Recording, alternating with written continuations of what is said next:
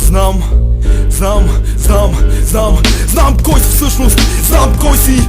И мен не можеш да излъжеш с тази твоя фалшива външност. Знам кой си всъщност, да, знам кой си. И знам какво се крие под лъжливата ти повърхност. Знам кой си всъщност, знам кой си. И мен не можеш да излъжеш с тази твоя фалшива външност. Знам кой си всъщност, да, знам кой си. И знам какво се крие под лъжливата ти повърхност. Знам какво се крие под нея, копале двулично. Слушай това.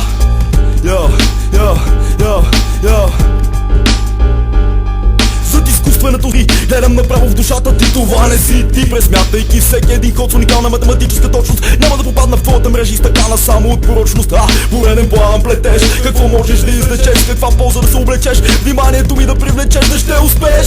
Себе си първо трябва да преодолееш, искам да видя лицето истинско, не искам лъжи по мен да лееш. Запитай се къде си, живееш само за интереси, интриги, фалшиви, спрягаш, играеш най-различни пиеси. От всеки човек в живота ти изтичаш ползата, възможно да измучиш всичко от него, изпитваш само нуждата неотложна, но ситуацията е по-сложна. Новите ти до успех са слаби, няма да успееш, ако целта ти е само изтичане на материални облаги. Старая се да съм позитивен, но това не значи наивен. А ти ще бъдеш използвач активен, ще бъдеш от мен сериозно обиден. Да, различно отрязан, смазан с знака на лукавия белязан. И за всички ниски спекулации от мен безпрекословно наказан. Осъден да прекараш дните си в килията на изолацията, не да се жаваш после на мен. Сам така си построи ситуацията. Да, сам така си построи ситуацията. Знам кой си всъщност, знам кой си. И мен не можеш да излъжеш с тази твоя фалшива външност. Знам кой си всъщност, да, знам кой си. И знам какво се крие под лъжливата ти повърхност. Знам кой си всъщност, знам кой си. И мен не можеш да излъжеш с тази твоя лъжлива външност. Знам кой си всъщност, знам кой си. Да, и знам какво се крие под фалшивата ти повърхност.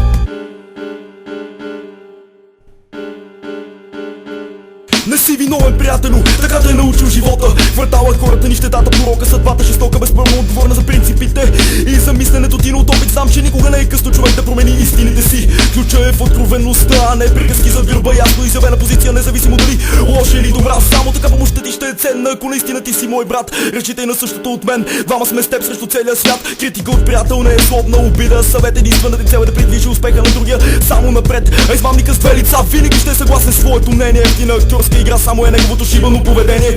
В неведение те оставя за неговите мисли прикрити, но аз знам, че са единствено и само с ужасна алчност пропити. Изгинали от злорадството, потънали в непрогледна мъгла. Самообичувайте за изкуплението на грешните си дела. Ако сам не го направиш, това на мен го остави. Няма кой да те остави да сееш безнаказано престъпните си лъжи. Готов си да се подваждаш на всеки само и само да успееш, но си правиш сметката без кръчмаря. Няма последен да се смееш, няма последен да се смееш. Фалшив глупак, двуличен, гален, гнусен. Такива хора не понасям, нито аз, нито никой от обкръжението ми.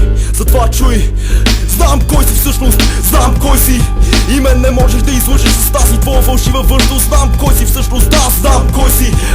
И знам какво се крие под лъжливата ти повърхност. Знам кой си всъщност, знам кой си. И мен не можеш да излъжеш с тази твоя фалшива външност. Знам кой си всъщност, да, знам кой си.